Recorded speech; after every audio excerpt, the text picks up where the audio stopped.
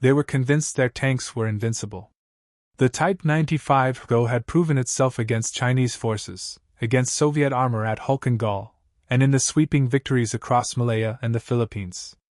Japanese tank crews believed their light tanks represented the pinnacle of armored warfare design, perfectly suited for the jungles and islands of the Pacific. They had crushed every enemy they encountered. They were wrong. The story of how they discovered this begins not with defeat but with confidence born from years of success. The Hargo was no accident of design.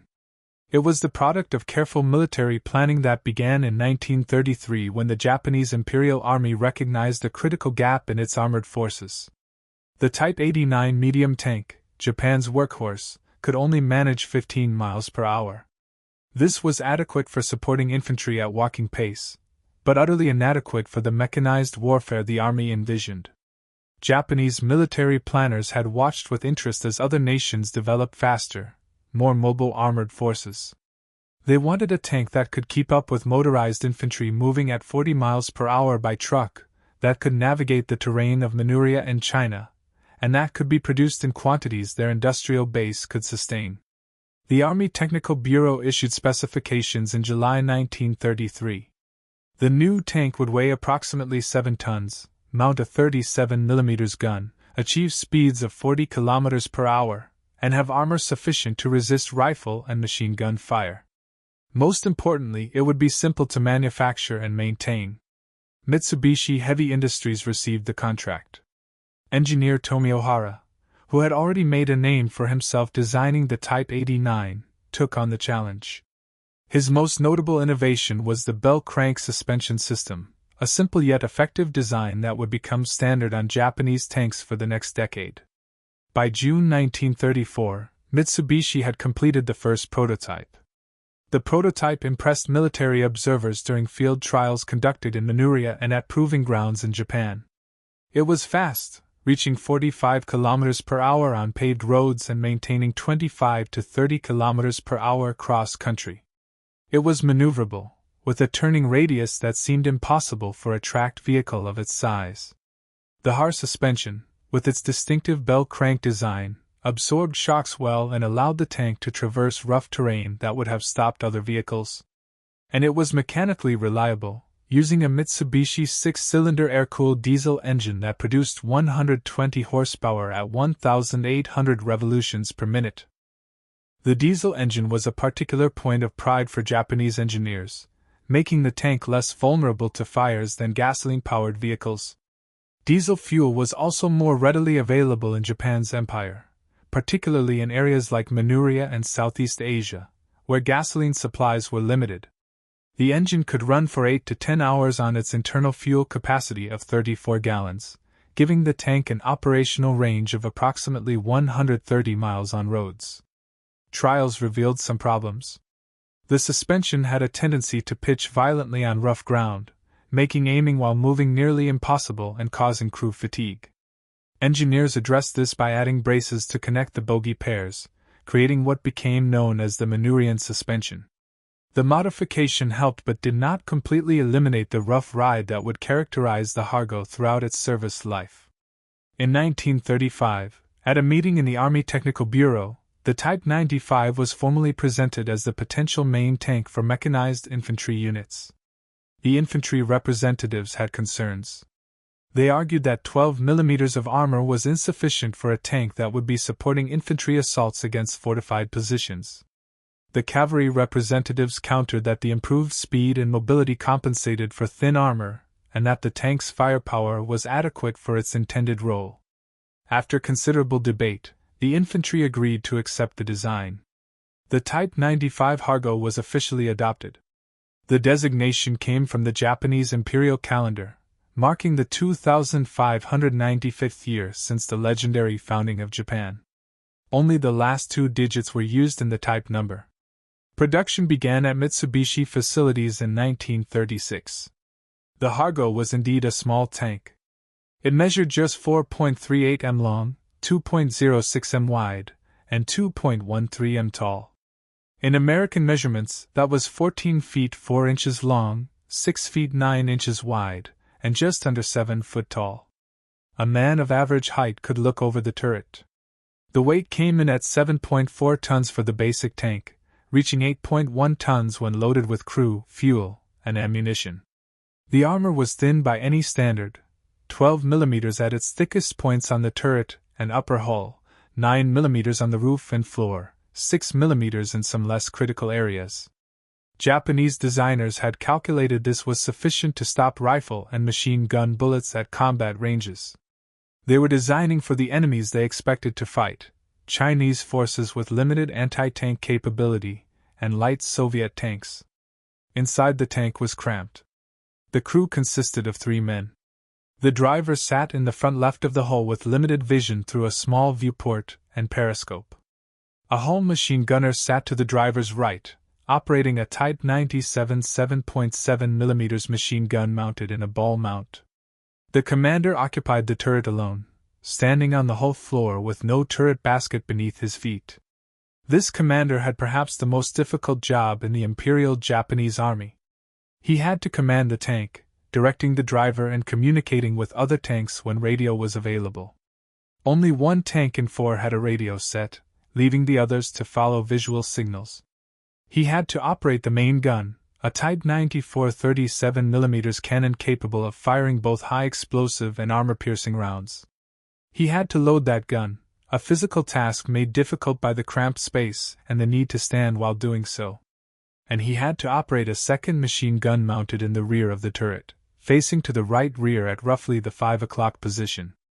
American tankers, who later examined captured Hargos, marveled that anyone could function effectively under such conditions. The Japanese commander had no seat in the turret. He stood throughout combat, his head and shoulders exposed if he opened the hatch for better vision, or confined to a small space with minimal visibility if he closed it. The turret rotated by hand crank, requiring significant physical effort. There was barely room to move, let alone fight efficiently. But in its intended role against the opponents it was designed to fight, the Hargo performed well, very well indeed. The tank first saw significant action in China starting in 1937 against Chinese forces that had virtually no armor and limited anti-tank weapons. The Hargo was devastating. Its 37 mm gun could destroy fortifications and suppress infantry. Its machine guns cut down troops in the open. Its mobility allowed it to exploit breakthroughs and pursue retreating forces. Japanese tank crews gained combat experience and confidence. They learned their trade in an environment where their tanks were clearly superior to anything they faced. This success bred a dangerous assumption that the Hargo was a genuinely capable tank rather than a vehicle optimized for a specific, limited scenario. The assumption was tested at Kölkön Gol in 1939, where Japanese forces clashed with the Soviet Union along the Mongolian border. Here the Hargo faced real opposition. Soviet BT-5 and BT-7 tanks mounted 45 mm guns with better armor penetration than the Japanese 37 mm. Soviet armor was thicker, making frontal engagements difficult for the Hargo. The battles were brutal. On July 2, 1939, the Japanese 3rd Tank Regiment, equipped primarily with Type 95 tanks, attacked Soviet positions. The initial assault achieved some success through aggressive tactics and surprise.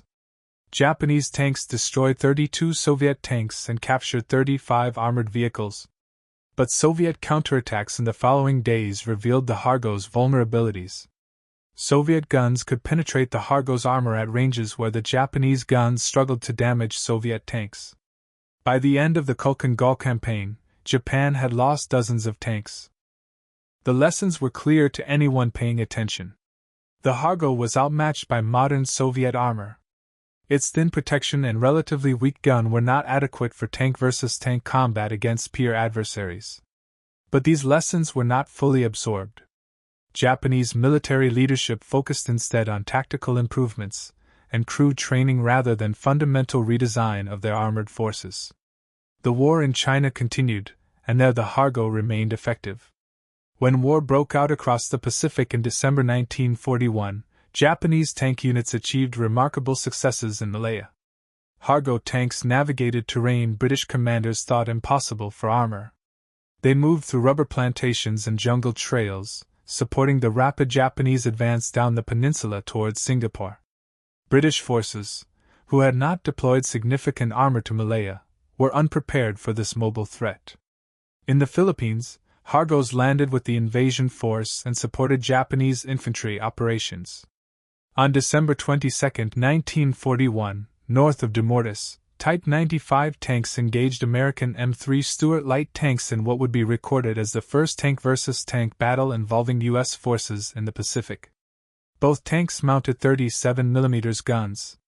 The M3 had better armor, 32mm on the turret sides compared to the Hargos' 12mm. But at close range in jungle fighting, the Japanese achieved some success, destroying one M3 in the initial engagement. These early victories reinforced Japanese confidence. From their perspective, the Hargo was performing exactly as designed. It was mobile, reliable, and effective in supporting infantry operations across diverse terrain. Tank crews trusted their machines. Commanders relied on their armor, and when orders came to defend Saipan, the Japanese brought their tanks without questioning their adequacy. Saipan was different from the battles that had come before. The island in the Mariana Chain was strategically vital, positioned just 1,250 miles from Tokyo. If the Americans captured Saipan, their B-29 bombers would be within range of the Japanese home islands. The Empire's leaders knew this. They fortified Saipan with approximately 30,000 troops, nearly double what American intelligence estimated. Among the defenders was the 9th Tank Regiment, commanded by Colonel Takashi Goto. The regiment was equipped with 44 tanks, a mixture of Type 95 Hargos and the slightly larger Type 97 Chiha medium tanks. The Chihas were better armed with 57mm guns but shared the thin armor that characterized Japanese tank design. These tanks represented a significant armored force by Pacific standards, certainly the largest the Americans had yet faced. The Americans began their assault on June 15, 1944. Vice Admiral Richmond Kelly Turner ordered the landing force ashore at 0542 hours. By 0700, landing craft were moving toward the beaches. At 0840, the first wave hit the shore. The 2nd and 4th Marine Divisions landed on Saipan's western beaches under heavy fire from Japanese artillery and mortars positioned on the heights overlooking the landing zones. The Marines fought their way inland against fierce resistance. By nightfall of the 15th, 20,000 American combat troops were ashore. Equipment and supplies poured onto the beaches. Among the equipment were M4 Sherman medium tanks landing from LST vessels and moving forward to support the infantry. The Marines established a beachhead, but it was not yet secure. Japanese artillery could still reach the beaches. Counterattacks continued through the night. On June 16, the Marines consolidated their positions and began pushing inland. The 2nd Marine Division worked to close gaps in the line, while the 4th Marine Division cleared areas around key terrain. General Holland Smith, commanding the assault force, committed his reserves, bringing elements of the 27th Infantry Division ashore to reinforce the beachhead. Lieutenant General Yashitsugu Saito, commanding Japanese forces on Saipan, recognized the critical situation. If the Americans consolidated their beachhead and brought their full combat power ashore, dislodging them would become impossible.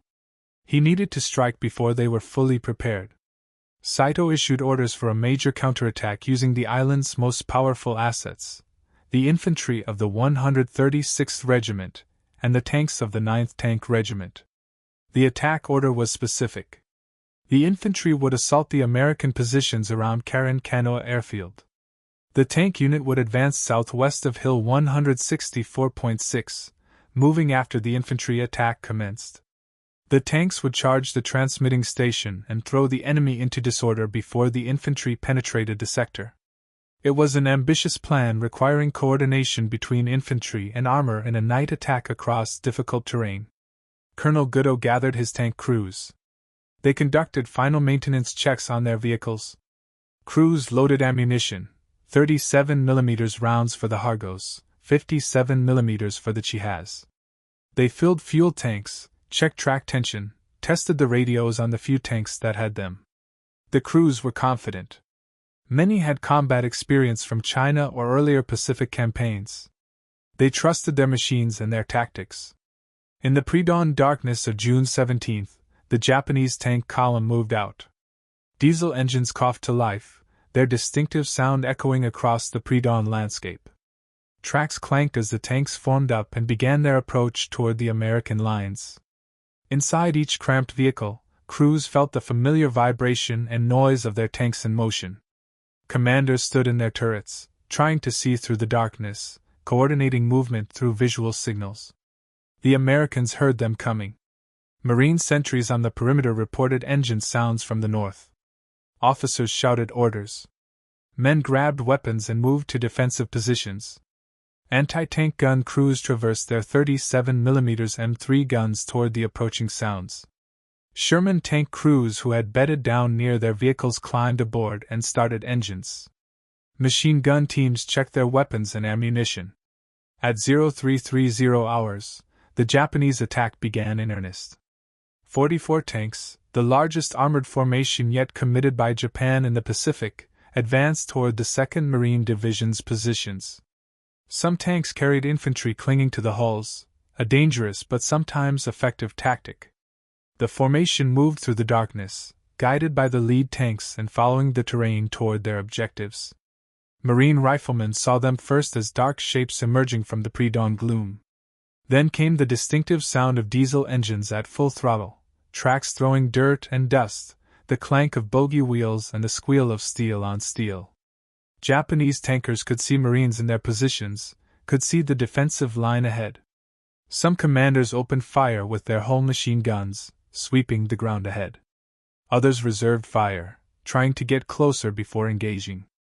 Then something unexpected happened, something that would fundamentally change how Marines viewed Japanese armor for the rest of the war. Marine machine gunners positioned in foxholes and behind cover opened fire with their Browning M2 heavy machine guns. These were not the standard infantry machine guns, the .30 caliber weapons that provided supporting fire. These were .50 caliber weapons, heavy machine guns designed to engage aircraft and destroy light vehicles. The .50 caliber Browning M2 was a formidable weapon designed near the end of World War I and perfected in the decades since. It fired a 12.7mm round at a muzzle velocity exceeding 2,900 feet per second. The standard ammunition load included ball rounds for general use and armor-piercing rounds specifically designed to defeat light armor and fortifications. The armor-piercing variant could penetrate 23mm of face-hardened steel armor plate at 200 m. At 500 m, it could still penetrate 19mm. These were not theoretical numbers. They were verified test results confirmed through extensive firing trials at American ordnance-proving grounds. The ammunition had been designed to engage lightly armored aircraft and vehicles, not to defeat tanks. But the mathematics of armor penetration are unforgiving. The Type 95 Hargo's armor was 12mm thick at its maximum on the turret front and sides. On the upper hull, the thickest armor on the entire vehicle was 12mm. Simple arithmetic revealed the problem. The .50 caliber armor-piercing round could penetrate nearly twice that thickness at close range. At the ranges where the battle was being fought, 200 meters or less, as tanks closed with Marine positions, the .50 caliber had more than enough penetrating power. Marine machine gunners opened fire. Tracer rounds arced across the battlefield in brilliant orange-red lines. The sound was distinctive, the heavy boom, boom, boom of .50 caliber machine guns firing at a sustained rate. Gunners aimed at the advancing tanks, some not entirely believing their weapons would be effective against armor. What happened next shocked both sides. The .50 caliber armor-piercing rounds didn't just dent the tanks. They didn't ricochet off at angles. They penetrated cleanly, decisively. At close range, some rounds went completely through the thin armor, entering one side of the tank and exiting the other. Even at longer ranges, the rounds punched through the armor with energy to spare. Inside the Japanese tanks, crews experienced something far worse than defeat. They experienced revelation. The heavy machine gun fire wasn't just loud impacts on the outside of the hull.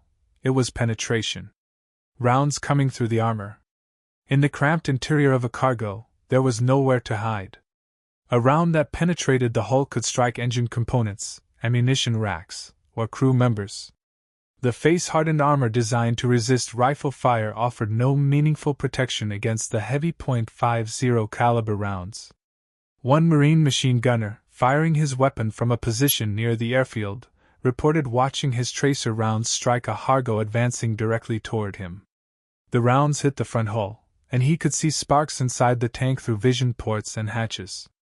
The tank kept coming for a moment, then slowed, then stopped. Engine smoke poured from the rear deck. The crew attempted to bail out.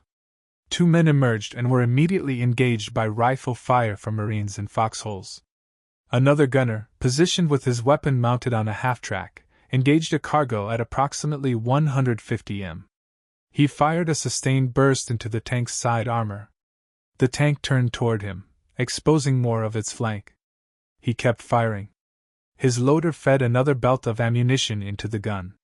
He watched the commander and the turret slump forward, then fall. The bullet had gone through the thin turret armor, struck the man, and continued through the other side. The commander never knew what hit him. A third Marine, manning a .50 caliber in a fixed position on the defensive line, engaged multiple tanks as they advanced.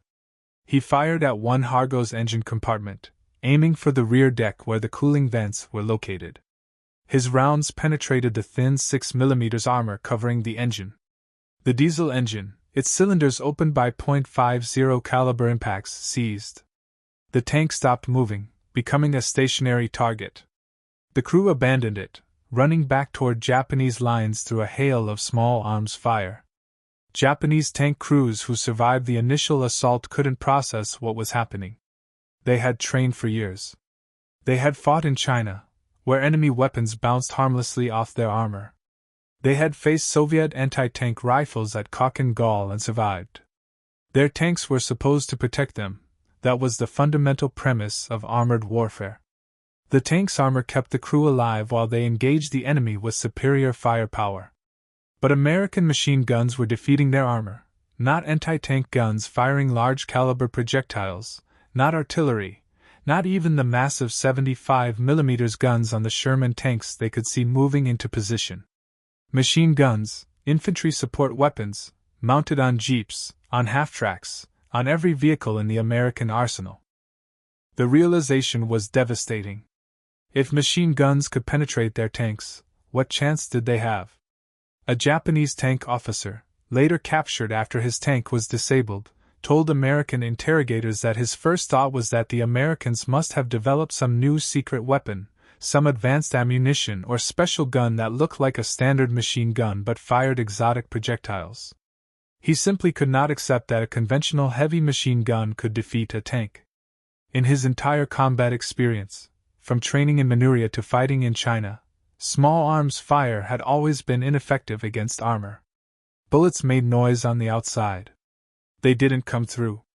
But the Browning M2 was in an entirely different category from anything the Japanese had previously encountered. With its armor-piercing rounds, it had sufficient energy and penetrating power to defeat 12mm armor at any range where a machine gunner could accurately engage a target. And the Marines had these weapons everywhere. They were standard equipment throughout the American military. As the Japanese tank attack faltered under this unexpected fire, Sherman tanks moved forward to engage. The contrast was stark. Where the cargo weighed 7.4 tons, the M4A2 Sherman, the variant used by Marines at Saipan, weighed 31.8 tons. Where the Hargo had 12mm of armor, the Sherman had 51mm on the frontal hull, angled at 56 degrees to provide effective protection, equivalent to approximately 75mm against anti-tank fire. The Sherman mounted a 75mm gun as its main armament. This gun could penetrate the Hargo's armor from over a mile away. When Shermans opened fire on the Japanese tanks, the outcome was predetermined. 75mm armor-piercing rounds struck Hargos and Chihas with devastating effect. Tanks were blown apart.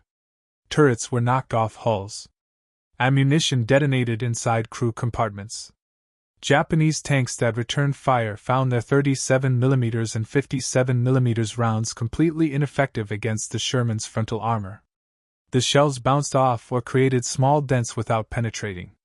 One Japanese tank commander, whose cargo was disabled by .50 caliber fire but whose turret could still traverse, attempted to engage a Sherman at close range. He ordered his gunner to fire. The 37mm gun fired its armor-piercing round. The projectile struck the Sherman's turret face. There was a flash of impact. The Sherman didn't even slow down. It continued to rotate its turret with mechanical precision, aimed, and fired a single 75mm round. The cargo exploded. The battle evolved into what one Marine officer later described as a madhouse of noise, tracers, and flashing lights. Disabled tanks burned, illuminating other tanks still trying to advance. Infantry that had been riding on the tanks scattered, seeking cover in shell holes and drainage ditches. Some Japanese infantry made it to the Marine lines, fighting desperate close-range battles in and around American positions. Marine infantry, hunkered in their foxholes, found themselves with Japanese tanks passing directly over them. One Marine later reported that a cargo leaking oil heavily soaked him as it passed over his position. He remained still until it moved on, then emerged and threw a thermite grenade into the engine compartment as the tank moved past. The tank began burning from the inside. Another Marine, lying low in his foxhole as the tank rolled over him, jumped out after it passed and jammed a coconut log into the bogie wheels. The tank spun in place, tracks throwing dirt, unable to move forward. When the confused tank commander opened his turret hatch to see what was wrong, the Marine jumped onto the tank and dropped a thermite grenade into the open turret. The tank exploded from internal fires, igniting all ammunition. By mid-morning on June 17th, the Japanese counterattack was over. 31 destroyed Japanese tanks littered the battlefield, counted by Marines walking through the area after the fighting stopped. Some sources suggest as many as 35 tanks were destroyed when including those knocked out by artillery fire beyond the immediate battle area. Perhaps 1,000 Japanese soldiers were dead, including many of the tank crews and the infantry who had advanced with them. For the Marines, the victory was significant but grim. They had stopped a major armored assault, but the cost had been substantial. The 2nd Marine Division's commander later acknowledged that if the Japanese attack had succeeded, it would have been fatal to the division's fighting efficiency. The battle had been close, decided as much by American firepower and Japanese tactical errors as by overwhelming superiority. But for Marines walking among the destroyed tanks afterward, examining the vehicles up close, a different truth emerged. The Japanese tanks were not the formidable war machines they had expected. A Marine officer called his men over to look at a destroyed cargo. He pointed to the holes in the armor. They were clean, round penetrations where .50 caliber bullets had punched through. The exit holes on the far side were slightly larger, rough-edged, where the bullets had torn through after crossing the interior. You could put your fist through some of the holes. Inside the destroyed tank, the scene was worse. The cramped interior showed signs of multiple penetrations. The commander's position in the turret had no protective features, no armor that would stop heavy machine gun fire. The manual traverse for the turret consisted of a simple hand crank. The gun controls were rudimentary. There was almost no space to move. The hull machine gunner's position was a small cubby with minimal visibility. The driver had a crude periscope and a small vision port. Everything was cramped, crude by American standards, and utterly vulnerable to .50 caliber fire. Marines who had fought at Guadalcanal 2 years earlier remembered seeing Hargos there. At the time, with Marines equipped primarily with light weapons and no armor support of their own, the Japanese tanks had seemed threatening. But now, with proper equipment, with heavy weapons and their own armor, the Hargo looked exactly like what it was, a light tank from the mid-1930s, adequate for its original design parameters, utterly inadequate for modern industrial warfare against a peer adversary. The psychological impact on surviving Japanese tank crews was profound. Those who were captured, whose disabled tanks left them with no choice but surrender, had to grapple with uncomfortable truths. Their tanks were not just outmatched, they were obsolete. The equipment they had trusted with their lives offered no protection against weapons the Americans used as standard infantry support. Intelligence officers interrogating prisoners noted a consistent pattern in their responses. The Japanese tankers expressed shock at American firepower. They talked about the quantity and quality of American equipment. They mentioned the casual abundance of ammunition and supplies they had witnessed. Many expressed feelings of betrayal that their own leaders had sent them into battle with inadequate equipment, while telling them they had technological parity. One veteran tank commander who had fought in China since 1937 told interrogators that he had believed Japan would win the war through superior fighting spirit and devotion to the emperor. After Saipan, after seeing his tank penetrated by machine gun fire, after watching American Sherman shrug off Japanese anti-tank fire, he knew that spirit could not overcome material disadvantages. Training and courage meant nothing when your equipment was fundamentally inadequate. These reports were compiled, analyzed, and sent back to commanders throughout the Pacific. The lessons learned at Saipan would inform Marine tactics for the rest of the war. Japanese tanks were not a serious threat. Standard infantry heavy weapons, particularly the .50 caliber machine gun, were effective against them. Combined with bazookas, 37mm anti-tank guns, and Sherman tanks, Marines had overwhelming firepower against Japanese armor. Word spread through the Marine ranks quickly. You didn't need specialized anti-tank weapons to engage a Japanese tank. Your .50 caliber machine gun would do the job. This knowledge changed how Marines approached subsequent island battles. The fear that came with facing armor, the concern about tanks breaking through infantry lines, evaporated. Japanese armor became just another target, and not a particularly dangerous one. The Battle of Saipan continued for weeks after the failed tank attack. Marines and Army troops fought their way across the island against fierce Japanese resistance. The terrain was brutal, ranging from flat sugarcane fields to swamps to volcanic cliffs to Mount Tapasho, which rose 1,554 feet above sea level. Fighting in caves, ravines, and gullies consumed men and ammunition. The island was declared secure on July 9, 1944. The victory at Saipan had strategic consequences that reached far beyond the island. With the Marianas in American hands, B-29 bombers could reach Tokyo. The psychological impact on Japanese leadership was severe. Emperor Hirohito recognized that American control of Saipan meant Tokyo would be bombed. Prime Minister Hideki Tojo resigned on July 18. For the first time, Japanese media admitted the war was going poorly. The loss shook Japan's confidence in ultimate victory. For Japanese tank crews across the Pacific, Saipan was a turning point. Word of the battle spread through military channels. Tank units on other islands heard what had happened. They knew their equipment was inadequate. They knew American weapons could penetrate their armor, but there was nothing they could do about it. The tanks they had were the only tanks Japan could provide.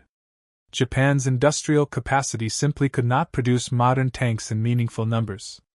The nation's factories were strained by years of war. Resources were limited, with American submarines cutting off access to raw materials from Southeast Asia. Strategic priorities focused on aircraft production for kamikaze attacks and on coastal defense artillery for the anticipated invasion of the home islands. Tanks were a low priority. Japanese engineers had designed better tanks, the Type 3 Chinu mounting a 75mm gun, and the Type 4 Chitu with even heavier armament. But these existed primarily as prototypes and small production runs. Only 166 Chinas were built during the entire war. 2 Chitus were built, but none saw combat. They were saved for the defense of Japan itself, never sent to the island battlefields where they might have made a difference. Meanwhile, American production capacity was almost incomprehensible by Japanese standards. The Detroit Tank Arsenal, built by Chrysler Corporation, was a purpose-built facility dedicated to tank production. In December 1942 alone, the arsenal's 5,000 workers produced 97 Sherman tanks. That was more tanks in a single month than Japan produced in an entire year. The arsenal was not alone in this remarkable production achievement. Fisher Tank Arsenal, built in Grand Blanc, Michigan, was another government-funded facility operated by General Motors' Fisher Body Division. Fisher produced over 11,000 Shermans in multiple variants, making it one of the highest volume producers. Like the Detroit Arsenal, Fisher could produce hundreds of tanks per month when operating at peak capacity. American Locomotive Company in Schenectady, New York, converted from locomotive production to build 2,300 Sherman tanks. Baldwin Locomotive Works in Philadelphia produced over 2,200 tanks while maintaining locomotive production for the war effort. Lemur Locomotive Works in Ohio built the first production M4A1 Sherman, a tank named Michael that was shipped to England and still resides at the Bovington Tank Museum. Lemur produced 1,655 tanks before returning to full-time locomotive production. Pacific Car and Foundry in Washington State, Press Steel Car Company in Pennsylvania, Pullman Standard Manufacturing in Illinois, and Federal Machine and Welder in Ohio all contributed to Sherman production. 10 major manufacturers, plus countless subcontractors producing components, tracks, engines, radios, optics, and weapons, the industrial mobilization was unprecedented in human history. The Detroit Arsenal itself was a marvel of modern production engineering. Built on 567 acres in Warren, Michigan, the facility covered over 1.5 million square feet of production space. Assembly lines snaked through the building for miles. Massive overhead cranes could lift complete tank hulls and move them between workstations. The factory operated 3 shifts, 24 hours per day, 7 days a week. Workers included men who had been automotive workers before the war, bringing their manufacturing expertise to tank production. But they also included thousands of women, many of whom had never worked in heavy industry before. These women, often called Rosie the Riveters, welded armor plate, assembled turrets, installed engines, and performed every job in the plant except the heaviest lifting tasks. They proved that the nation's industrial capacity could be multiplied by tapping a workforce that had been largely excluded from heavy manufacturing in peacetime. By the time production ended in June 1945, American factories had built 49,234 Sherman tanks. Japan produced approximately 2,300 Hargos over the entire course of the war, from 1936 to 1943, when production ceased. The ratio was more than 20 to 1. But even that understates the disparity because American tanks were far more capable individually than their Japanese counterparts. Sherman tanks weighed 30 to 35 tons depending on variant. They had armor ranging from 51 mm on the whole front to 76 mm on the turret mantlet. They carried 5-man crews with dedicated positions for each role. They had gyrostabilized guns that allowed firing while moving. They had radio equipment in every tank, enabling coordinated operations. They were reliable, with tracks that lasted 2,500 meters compared to 500 meters for German tanks and perhaps 1,000 meters for Japanese tanks. The Sherman was not the best tank of World War II. It was outgunned by German Tigers and Panthers, but it was good enough and it was available in overwhelming numbers. In the Pacific Theater, where it faced Japanese tanks designed in the mid-1930s, the Sherman was more than adequate. It was overwhelmingly superior. For Japanese tank crews on subsequent islands, the pattern established at Saipan repeated on Tinian. In July 1944, 7 Type 95s were destroyed in counterattacks against Marine positions. On Peleliu in September 1944, Japanese tanks were dug into caves and used as stationary pillboxes, recognizing they had no chance in mobile warfare. On Iwo Jima in February 1945, Colonel Techi Nishi's 26th Tank Regiment buried their tanks in volcanic ash up to the turrets, using them as armored bunkers because the tanks provided more protection when stationary than when moving. Even used as static defensive positions, the tanks were vulnerable. 50 caliber machine guns could still penetrate the turret armor. Flamethrower tanks could direct napalm into open hatches and vision ports, cooking crews alive inside their steel coffins. Bazookas could penetrate the thin armor from any angle. The Hargo, once a symbol of Japanese armored might, had become a death trap for its crews. On Okinawa, the last major battle of the Pacific War, the Japanese committed the 27th Tank Regiment to the defense. The regiment had 13 Type 95 Hargos and 14 Type 97 Kihars, 27 tanks total. The Americans landed with over 800 tanks. The numerical disparity was 30-1. The qualitative disparity was even greater. On May 4 and 5, 1945, the Japanese launched a major counteroffensive designed to drive the Americans off the island. Tank units were committed to support the infantry assault. The attack failed catastrophically.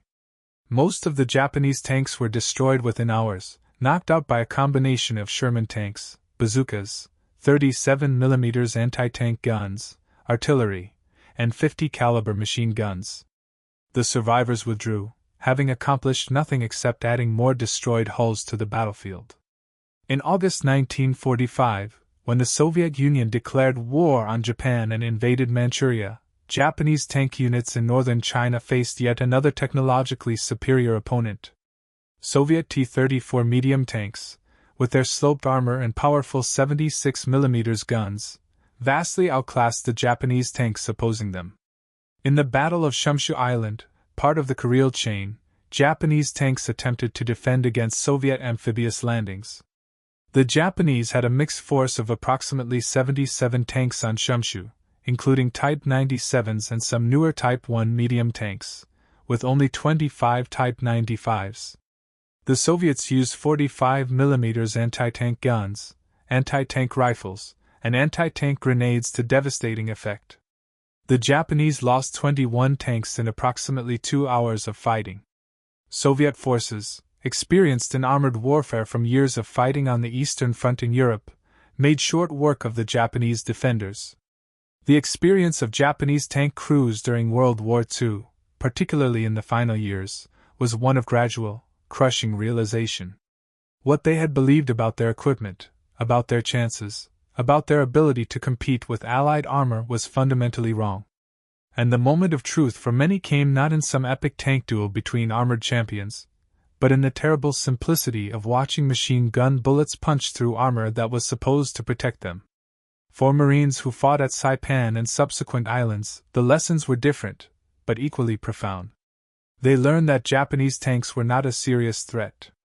They learned that proper equipment and overwhelming firepower made all the difference. They learned that their 50 caliber machine guns, which they had trained with and maintained throughout their service, were actually effective anti-tank weapons in the Pacific theater when engaging thinly armored Japanese vehicles. There was no glory in these lopsided battles. Marines didn't feel heroic shooting at tanks with machine guns and watching them burn. They felt a mixture of relief, pity, and grim satisfaction, relief that they didn't have to face serious armor opposition, the kind their counterparts in Europe dealt with daily against German tanks. Pity for the men in those Japanese tanks who had been sent to die in equipment that offered them no real protection, and satisfaction that their weapons worked. That American industry had given them the tools they needed to do their job. After the war ended, some surviving Hargo tanks were shipped to the United States for detailed examination at the Aberdeen Proving Ground in Maryland. American engineers and armor specialists studied them carefully over a period of months. They measured armor thickness at multiple points on the hull and turret, documenting the variations: front hull 12mm, side hull 12mm, rear hull 10 to 12mm, turret front 12mm, turret sides 12mm, roof plates 9mm, belly armor 6mm. They tested the quality of the steel using metallurgical analysis. The armor was face-hardened, a process that made the outer surface harder than the interior core. This technique was effective against small arms fire, causing bullets to shatter rather than penetrate, but it was ineffective against larger projectiles with sufficient energy to break through the hard outer layer and penetrate the softer interior. They evaluated the internal layout, taking detailed measurements and photographs. The fighting compartment provided barely 50 cubic feet of space for the commander. He had to stand constantly with no seat and no resting position. The turret ring diameter was just 1,200 millimeters, leaving minimal space for a man to work while also operating weapons, loading ammunition, and commanding the tank. The crew positions were cramped to the point of claustrophobia. The driver had a space approximately 2 feet wide and 3 feet deep. His controls were simple, consisting of steering levers, a throttle, and a gear shift. His vision came from a small armored periscope and a direct vision port that could be opened in non-combat situations. The whole machine gunner beside him had even less space, confined to a small cubby with his weapon and limited ammunition storage.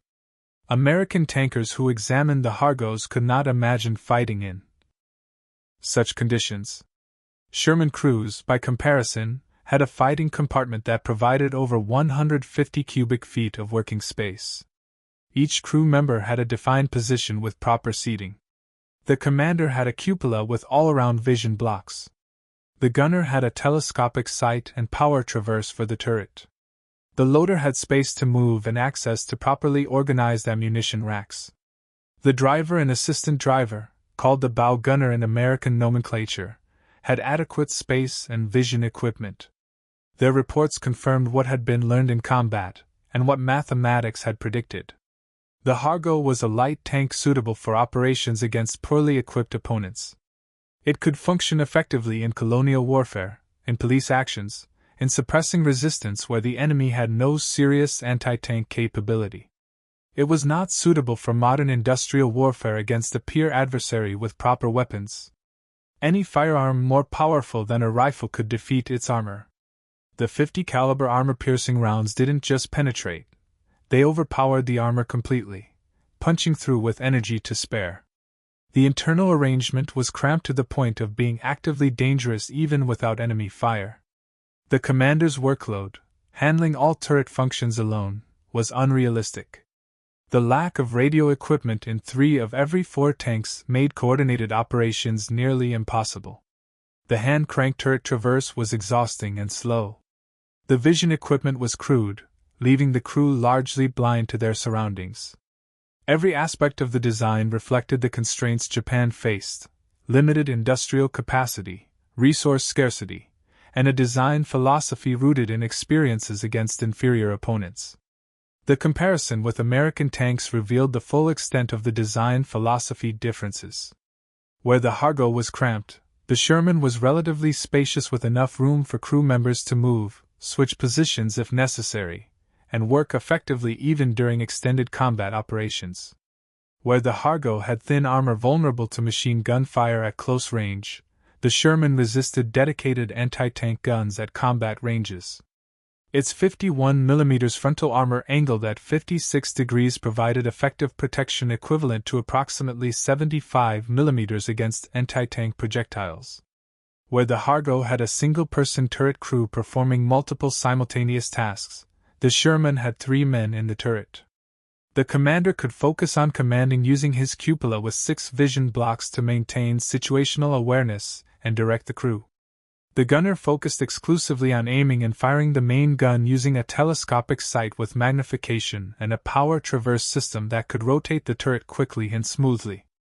The loader focused on maintaining a high rate of fire, pulling rounds from organized racks and loading them efficiently. The Sherman's 75mm gun had a muzzle velocity of approximately 2,400 feet per second with standard ammunition, giving it effective armor penetration against most targets it would face in the Pacific. The gun was stabilized in the vertical axis, allowing reasonably accurate fire even while the tank was moving, a capability the Hargo completely lacked. The Sherman carried 97 rounds of 75mm ammunition in protected racks. Compared to the Hargo's 130 rounds of 37mm ammunition stored loosely throughout the fighting compartment, communication capabilities differed dramatically. Every Sherman had a radio, usually an SCR-528 or SCR-538 set, allowing tank-to-tank communication and coordination with infantry and artillery. The Hargo had radios in only 1 tank out of 4, leaving the other 3 to follow visual signals, a system that broke down quickly in combat when smoke, terrain, and enemy action made visual contact impossible. Vision equipment on the Sherman included periscopes with replaceable prisms, direct vision ports with armored covers, and a commander's cup that provided all-around observation.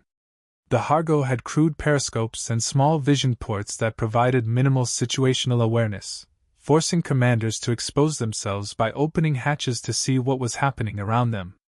Every aspect of design, from ammunition storage to crew comfort to fire control equipment to communication systems, was better on the American tank. But the most telling difference was not in the individual tanks. It was in the numbers and in the industrial systems that produced them. The United States had built an economy that could wage industrial warfare on a global scale. Factories that had produced automobiles now produced tanks at rates that would have seemed impossible in peacetime. The Detroit Arsenal alone, in its peak production month, produced more tanks than Japan produced in a typical year. Women who had never worked in heavy industry welded tank hulls and assembled turrets. Engineers constantly improved designs, incorporating lessons learned in combat. The supply chain delivered raw materials to factories and finished tanks to ports with clockwork efficiency. Merchant ships carried Shermans across both oceans to battlefields in Europe and Asia. Maintenance units in the field kept tanks operational, cannibalizing damaged vehicles for spare parts and returning repaired tanks to combat within days. Japan had never built this kind of industrial system. Its economy was strained by years of war in China before the Pacific War even began. Its factories lacked the automation and mass production efficiency of American plants. Its access to raw materials, particularly after American submarines began sinking merchant shipping, was increasingly constrained. The nation that had challenged the world's greatest industrial power was discovering the true cost of that challenge with each new battle. For the Japanese tank crews on Saipan that early morning in June 1944, and for every Japanese tanker who fought in the Pacific afterward, the lesson was brutal and clear: they were obsolete. Their equipment was obsolete. Their tactics, developed for a different kind of warfare against different opponents, were obsolete. And there was nothing they could do about it except continue fighting with what they had, knowing that survival was unlikely and victory impossible. The Marines on the other side learned different but equally important lessons. They learned that industrial might matters in modern warfare, that having better equipment in larger quantities makes an enormous difference, and that courage, training, and fighting spirit, while important, cannot overcome fundamental material disadvantages. The factories back home in Detroit, Pittsburgh, Cleveland, and dozens of other industrial cities were as important to victory as anything that happened on the battlefield. They also learned something specific and immediately practical. When you encounter a Japanese Hargo tank, you don't need to call for anti-tank support or airstrikes or artillery, though all of those are available if needed. You can engage it yourself with your .50 caliber machine gun. At close range, under 200 yards, the armor-piercing rounds will penetrate. Aim for the engine compartment, the sides, or the turret. The bullets will go through, disabling the tank and likely killing or wounding the crew. The weapon that was designed to shoot down aircraft and destroy light vehicles works just fine against Japanese armor.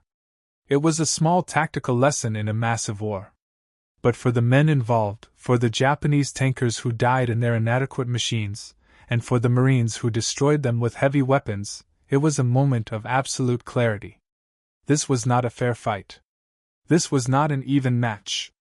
This was modern industrial warfare, where one side had overwhelming material superiority. The outcome was never in doubt. The Hargo tanks on Saipan and on every other Pacific battlefield where they fought represented more than just obsolete armor. They represented the gap between what Japan needed and what Japan could produce. They represented the impossible situation Japanese soldiers faced, ordered to fight a superpower with equipment that was never designed for that kind of war. They represented the consequences of strategic decisions made years earlier, to prioritize naval and air power over ground forces, to assume that fighting spirit could compensate for material inferiority, to believe that early victories indicated long-term viability. When those first .50 caliber rounds punched through Hargo armor on Saipan, they proved something that would echo through the rest of the Pacific War and into the post-war analysis of why Japan lost. They proved that in industrial warfare between modern nations, production capacity matters, design philosophy matters, resource allocation matters. No amount of courage, training, or tactical skill can overcome a 10-to-1 numerical disadvantage combined with generational gaps in equipment quality. The Japanese tank crews who climbed into their Hargos that morning in June 1944 believed they were going into battle with reliable, capable machines. By the time the sun set on June 17, those who survived knew the truth. They had been sent to fight with armor so thin that machine gun bullets went straight through. They had been given equipment that was adequate for the war Japan planned to fight in the 1930s, but utterly inadequate for the war Japan found itself fighting in the 1940s. And there was nothing they could do about it except continue serving, continue fighting, and continue dying in machines that could not protect.